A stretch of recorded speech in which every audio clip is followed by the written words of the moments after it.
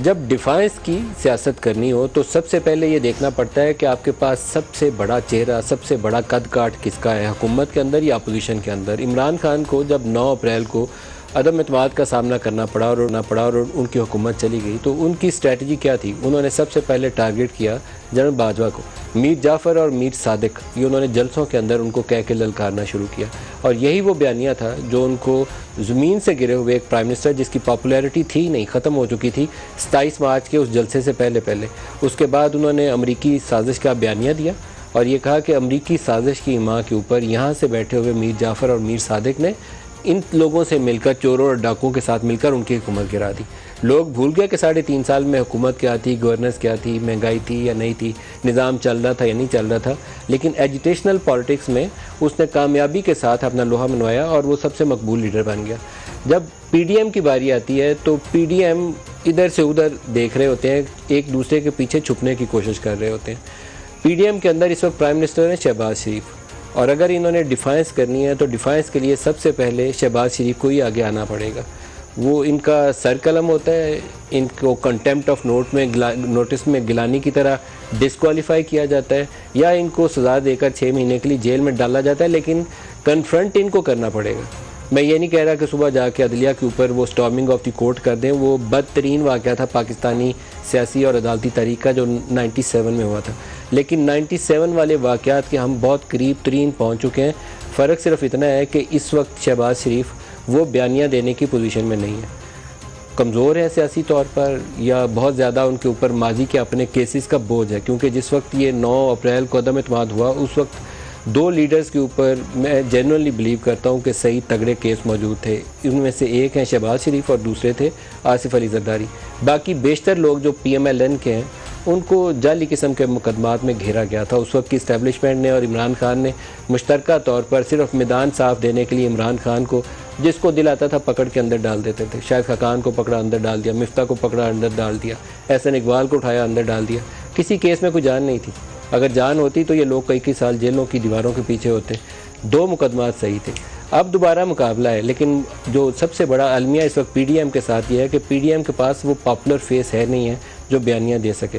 PDM इस काम के लिए मरियम नवाज़ को आगे कर रही है। मरियम नवाज़ ने आज भी तकरीर की है और बहुत ज़ोरदार तकरीर की है, लेकिन यही अल्फाज अगर floor of the house Shahbaz Sharif अदा करते तो उनके अंदर वज़न होता। ये बयानिया जो नवाज़ शरीफ ने कल लंदन बैठ के उन्होंने कहा कि 3 जजों के ऊपर कंटेम्प्ट का रेफरेंस देना चाहिए, शहबाज शरीफ साहब की कांपे टांग जाती हैं ये अल्फाज कहते हुए।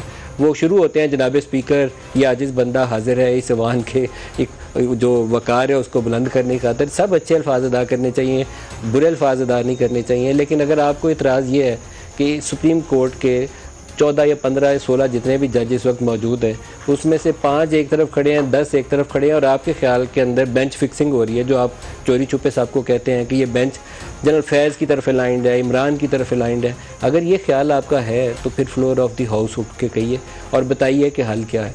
छुप के इसका हल नहीं मिलेगा। आपको ना महंगाई आप काबू कर सकते हैं, ना मुल्क को आप चला सकते हैं, ना इकॉनमी ठीक कर सकते हैं, ना लोगों को आप जॉब्स और रोज़गार दे सकते हैं। ग्रोथ भी अगले 2-3 साल नहीं होनी, और इन्फ्लेशन भी 1.5 साल कम नहीं होना। तो आपके पास बेचने के लिए कुछ नहीं है। और एक इशू जो इस वक्त पार्लिमान की सुप्रेमेसी है, या अगर कॉन्स्टिट्यूशन की आप बालादस्ती चाहते हैं, ये चाहते हैं कि इस ईवान का वकार बुलंद रहे और जो इंस्टीट्यूशंस का रोल है वो अपने दायराकार के अंदर रहे, तो कुछ लोगों को फिर अपना असर्ट करना पड़ेगा, अपना किरदार अदा करना पड़ेगा। डर के सहम के किरदार अदा नहीं होगा। मरियम की तकरीर जो है मैं आपको सुनाऊंगा अभी, 3-4 उनके बड़े तगड़े किस्म के आज स्टेटमेंट हैं जो उनको कंटेम्प्ट में सुप्रीम कोर्ट के सामने खड़ा कर सकते हैं, और हो सकता है उनको सुप्रीम कोर्ट चाहे तो पनिश भी कर दे। लेकिन शहबाज शरीफ जिसको ये काम करना चाहिए, एटलीस्ट उनके मुंह से मुझे ये अल्फाज नज़र नहीं आए। और अभी PDM का इजलास चल रहा है अभी राइट नाउ, जिस वक्त मैं ये प्रोग्राम शुरू कर रहा हूँ, और उसी PDM के इजलास के अंदर भी कुछ लोगों ने इस पर शिकवा किया, लेकिन उस शिकवे का असर छोटे मियाँ साहब के ऊपर होगा नहीं। मेरा नहीं ख्याल है कि वो इतनी ताकतवर पोजीशन इख्तियार करने की पोजीशन में। मरियम नवाज़ ने फुल बेंच क्यों नहीं बनाया गया, उसके ऊपर आज क्या कहा दिखाइएगा। फुल बेंच नहीं बनाया क्योंकि दिल में खौफ था कि मेरी नाइंसाफी खुल के सामने आ जाएगी। आपने तो खुद ही अपने फैसलों से बता दिया कि आपके फैसले जानिबदाराना है। आइन में लिखा है कि इलेक्शन वक्त पे होंगे, हम भी कहते हैं कि इलेक्शन वक्त पे होंगे, वक्त से पहले नहीं होंगे। उसके कहने पर पाकिस्तान की कोई चीज नहीं लेगी, कर लो जो करना है। जो मकबूल लोग होते हैं उनको 3-4 जजेस की सहूलतकारी की जरूरत पड़ती, उनको जनरल फैज की जरूरत नहीं पड़ती, उनको जनरल बाजवा की जरूरत नहीं पड़ती, उनको साकिब निसार की जरूरत नहीं पड़ती। सियासत इमरान की आखिरी सांसें ले रही है। मकबूलियत की बड़ी बातें करता है ना, 2018 में भी इतनी मकबूलियत थी कि आरटीएस बिठाना पड़ा, और अब इतनी मकबूलियत है कि अगर ये 3-4 जजेस हटा दो इसके पीछे से तो ड्राम से नीचे गिर जाएगा। बार कौंसिल का एक अंदाज़ा ये है कि 73 ऐसे मुकदमात हैं जिसमें जस्टिस एजाजुल हसन बैठे हुए हैं, लेकिन उसके अंदर सीनियर मोस्ट जो नेक्स्ट चीफ जस्टिस बनने वाले हैं फ़ायज़ ईसा वो नहीं है, और सिर्फ 3 ऐसे मुकदमात हैं जिसमें फ़ायज़ ईसा बैठे हैं। अगर ये बात उनका ये अदाद शुमार ठीक है तो ये बयानिया ये भी शहबाज शरीफ को फ्लोर ऑफ द हाउस देना चाहिए, लेकिन ये भी आज मरियम नवाज़ ने दिया। क्या बोला दिखाइएगा। हर बेंच में वही जज शामिल, वो जज 2017-18 में नवाज शरीफ का मॉनिटरिंग जज था। जस्टिस एजाजुल हसन साहब वो नवाज शरीफ साहब के और मेरे मुकदमात पे हमारे सर पे मॉनिटरिंग बेंच बना के वो जज बन के बैठे हुए थे। दूसरे जो जज हैं उन पे करप्शन के संगीन इल्जामात हैं, संगीन इल्जामात, और एक जज पे करप्शन के संगीन इल्जामात हैं जिनका आज भी सुप्रीम जुडिशल काउंसिल में रेफरेंस पड़ा है, लेकिन उसकी सुनवाई नहीं हो रही। सियासी जमातें तो कर लेंगी मशावरत, सियासी जमातें आप भी जरा अपने ब्रदर जजेस के साथ बैठकर मशावरत कर लें। लेटेंटली एक शख्स को कौम पे फिर मुसल्लत करने की पूरी कोशिश हो रही है।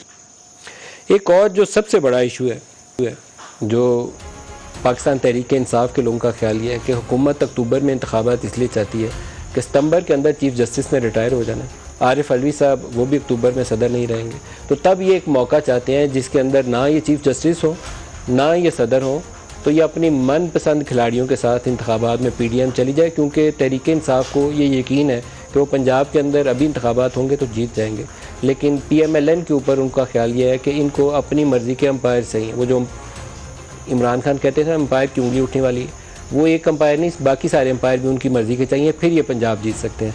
सुनिए मरियम ने इस हवाले से अपने ख्यालात का क्या कहा।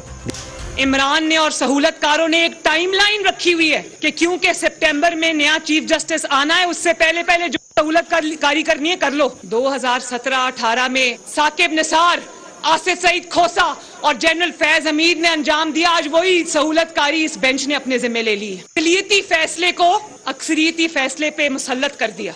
जो फैसला सुप्रीम कोर्ट के जजेस की अक्सरियत नहीं मान रही, हमें कह रहे हैं कि वो फैसला मानो, कह रहे वन मैन शो ना मंजूर।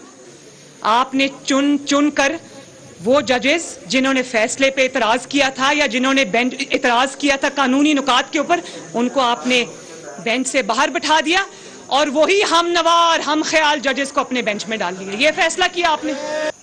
जो हमारे साथ आज पैनल में मेहमान हैं उनका आपसे तारुफ करवाता हूँ। सेनेटर पलविशा खान हमारे साथ हैं, बैरिस्टर ज़फ़रुल्लाह साहब हमारे साथ हैं और शाह खावर साहब हमारे साथ हैं। सबको खुशामदीद कहता हूँ। बैरिस्टर ज़फ़रुल्लाह साहब आपसे स्टार्ट करना चाहूँगा। मरियम का बयानिया पावरफुल है, कल अगर सुबह सुप्रीम कोर्ट ने कंटेम्प्ट में इन्हें तलब कर लिया तो फिर क्या बनेगा?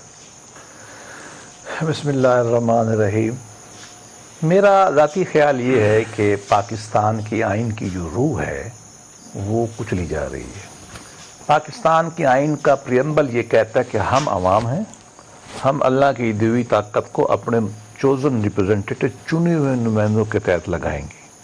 हमने एक ऑर्डर बनाया है जिसमें ये पार्लिमान होगी, वो हमारे लिए लॉ बनाएंगी, ये हमारी दलिया होगी, ये हमारी एग्जेक्टिव होगी। इस वक्त सूरत हाल पाकिस्तान में ये है पिछले कई सालों से कि पाकिस्तान के एग्जेक्टिव को अदलिया ने बिल्कुल ख़त्म कर दिया। PN को भी प्रोटेक्शन हासिल है। अदलिया ने एग्जेक्टिव को ख़त्म कर जी एग्जेक्टिव ने, और पार्लिमान को भी उन्होंने ख़त्म कर दिया। यहाँ तक उन्होंने लिख दिया है कि जी हम आइन भी आप नहीं बदल सकते।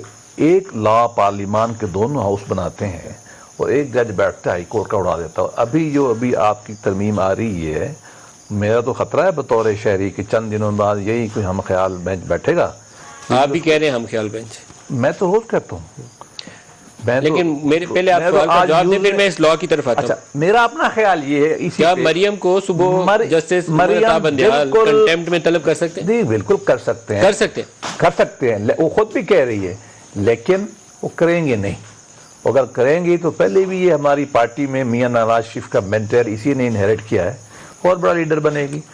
अवाम के लीडरों को आप कंटेम्प्ट से कुछ नहीं कर सकते। ये कौन बैठे आपके सामने? इनके लीडर को जुल्फ़िकार अली भुट्टो को जो सिंधी था, आज 3 पंजाबी जज बैठे हैं, मैं भी बता देता हूँ। 5 पंजाबी जजों ने हम ये तकसीम क्यों डाल रहे हैं जी सिंधी और ये बेनजीर भुट्टो ने मुझे लिखा है नहीं अपनी समझ। किताब में, और ठीक लिखा है। वो हमारी बड़ी बुरी तारीख है, नहीं, लेकिन नहीं, आप अभी मैं ये कह रहा हूं, पंजाबी की छाप क्यों लगा रहे हैं? मैं बिल्कुल सही है ना, क्यों तीन बना के बैठे हुए मैं हैं? नहीं चाहता वैसे आप चलो मैं तो कहता हूं, पहले हमने बंगालियों के साथ भी जाती की, उसके बाद आपने बीबी के साथ जो हशर किया इन अदालतों ने, नवाज शरीफ को निकाल दिया। अगर इसके साथ कर लेंगे तो क्या होगा? ये भी बैठी हुई तीसरी नस्ल में, नवाज शरीफ का खानदान भी बैठा हुआ है, आते रहेंगे, ये चले जाएंगे तारीख के डस्टबिन में, जैसा कि पहले अभी तो वैसे मेरा ख्याल है आप सारे लोग अस्सलाम वालेकुम, आप देख रहे हैं Pakistan politics official channel. Thank you for watching the video. अगर आपको वीडियो पसंद आई हो, वीडियो को लाइक करें, कमेंट करें और शेयर करें, और साथ में चैनल को सब्सक्राइब करें और प्रेस द बेल आइकॉन।